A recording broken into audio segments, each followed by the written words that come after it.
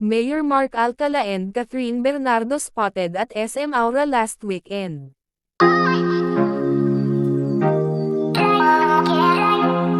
Makikita ang magkasintahan habang ito ay nasa mall, ay makikita ang dalawa, na ito ay nasa harap ng elevator. Habang naghihintay ang dalawa ay makikita ang isang lalaking lumapit kay Catherine Bernardo at Mark Alcala kung saan, ay nagpa-picture ito. Habang ang lalaki ay nagpa-picture ay halata ang kilos ni Catherine na hindi mapakali, na para bang ayaw nito na may makakita sa kanila ni Mark, kung saan, ay lumapit din kay Kath ang naturang lalaki.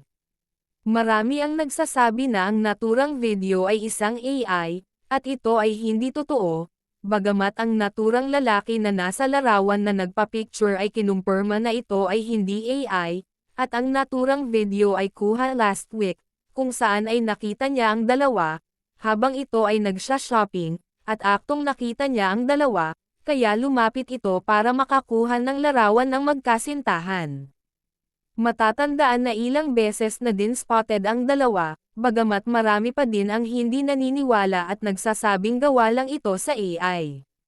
Samantala, kapansin-pansin naman ang dala ng isang kasama ni Kath at Mark, at ang naturang lalaki ay isang bodyguard ng dalawa, kung saan ay dala nito ang puting gamit pang-campaign, na nakasabot sa likuran nito, kung saan ay binili nila ito sa naturang mall.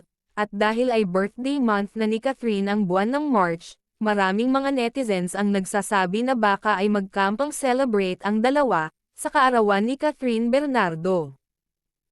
I awoke all alone on a Sunday playing games with the names in my head.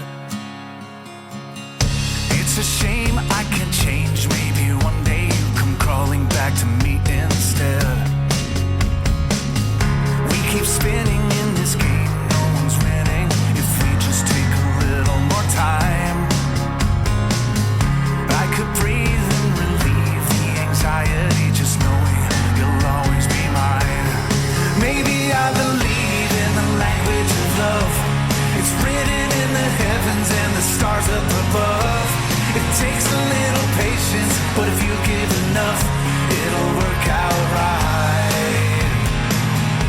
It just takes a little time.